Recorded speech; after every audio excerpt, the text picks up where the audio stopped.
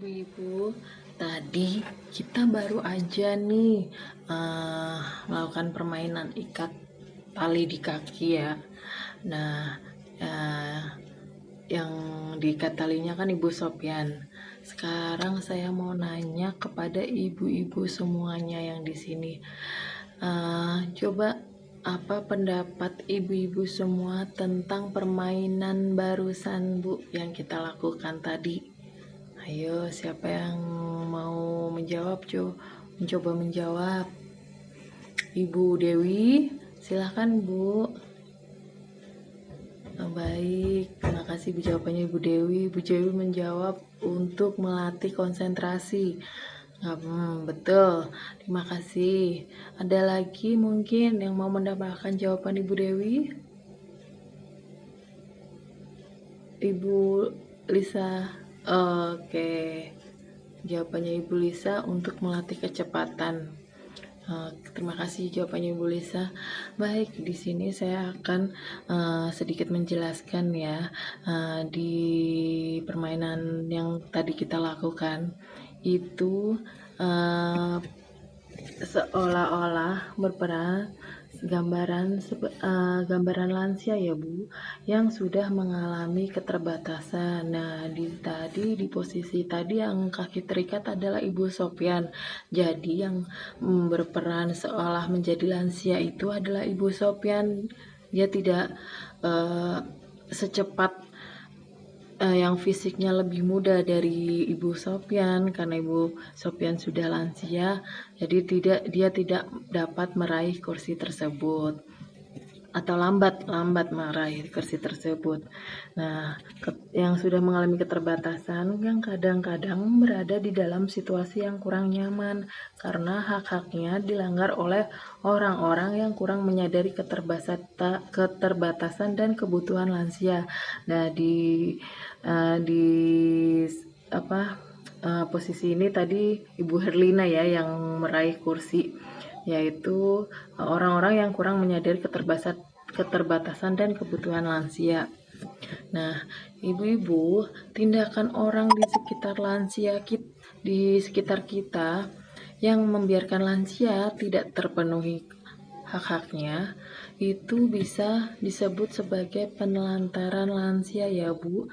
Dan jika lansia mengalami hal-hal yang merugikan dirinya, termasuk hal-hal yang membahayakan lansia, baik secara fisik ataupun secara psikis, itu disebut kekerasan terhadap lansia. Nah, sekarang kita lihat flip chart 7 tentang definisi penelantaran dan kekerasan terhadap lansia.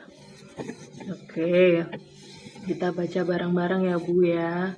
Flipchart 7, penelantaran lansia adalah tindakan orang di sekitar lansia yang membiarkan lansia tidak terpenuhi hak-haknya sebagai manusia. Contoh, membiarkan lansia tidak makan. Nah, jadi kita tidak memperdulikan lansia tersebut atau orang tua sudah makan apa belum, makanannya makan dengan lauk gizi seimbang atau cuma dengan nasi putih doang, atau cuma minum air putih, begitu ya Bu ya.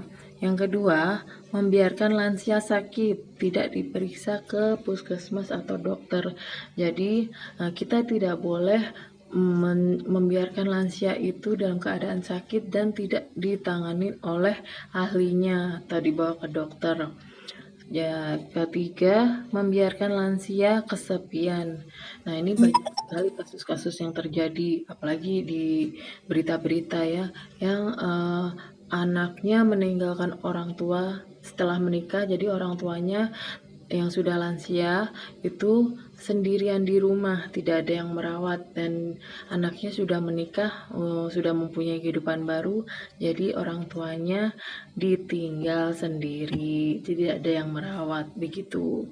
Yang keempat, membiarkan lansia pergi sendirian, sementara kondisinya sudah pikun. Kita tidak boleh ya Bu membiarkan lansia pergi sendiri, apalagi dengan keadaan fisik yang lemah dan pikun. Nanti dia bisa berangkat tapi dia nggak bisa pulang karena nggak inget jalan pulang. Nah, itu juga banyak kejadian juga di sekitar kita. Misalkan ada nih orang tua yang ngotot mau belanja ke pasar. Nah, nggak ada yang menemani atau anaknya yang menemani beliau. Nah, nanti di tengah-tengah perjalanan beliau lupa jalan pulang. Nah, ujung-ujungnya nyasar. Nyasar.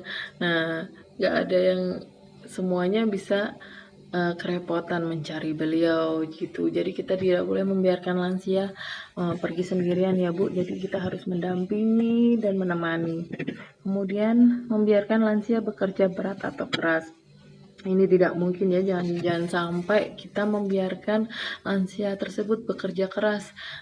Usianya sudah renta, sudah lemah fisiknya, kita suruh atau beliau masih bekerja sebagai buruh atau sebagai kuli panggul di pasar atau sebagai pedagang kaki lima atau pemulung atau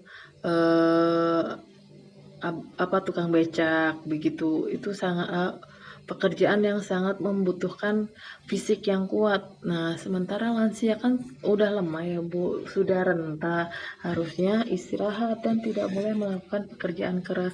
Itu termasuk sebagai penelantaran lansia ya Bu ya. Kemudian mengusir lansia dari rumah. Nah, kita juga tidak boleh mengusir lansia dari rumah atau orang tua kita dari rumah, karena orang tua itu atau lansia perlu kita dampingin dan kita temanin sampai nanti beliau di sisa-sisa hidupnya kita terus mendampingi beliau. Kemudian tidak memberikan kesempatan beribadah, ditinggal sendiri dalam kurun waktu tertentu, dan yang terakhir tidak memperdulikan lansia. Banyak juga kasus Bu, jadi kita tidak mau merawat lansia atau orang tua kita. Kita merasa kerepotan karena beliau sudah pikun, sering marah-marah, sering ngomel-ngomel, pokoknya emosinya tidak stabil. Nah, kita merasa kerepotan, kemudian terbesit keinginan kita untuk menitipkan orang tua ke panti jompo. Ini juga banyak sekali kasusnya ya Bu ya. Membawa orang tua atau lansia ke panti jompo daripada kita merawat sendiri. Itu juga termasuk penelantaran lansia Bu.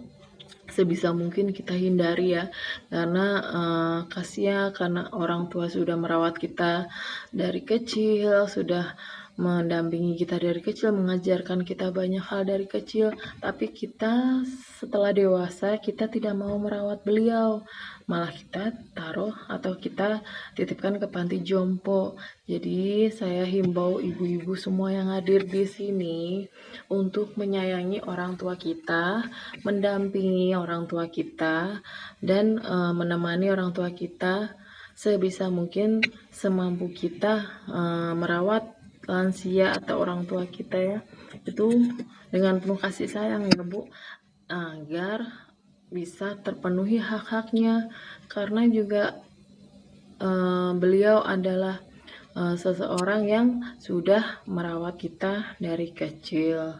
Begitu ya Bu ya, sudah jelas ya Bu.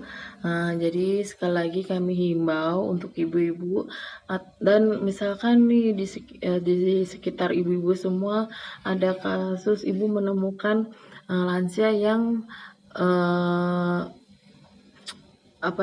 ditelantarkan, ibu juga bisa melaporkan ke Pak RT. Nah, nanti Pak RT juga bisa akan melapor ke dinas sosial terdekat. Jadi nanti kita akan dinas sosial tersebut akan membantu untuk memberikan konseling atau merawat lansia tersebut. Begitu ya Bu ya, sudah jelas. Baik, terima kasih.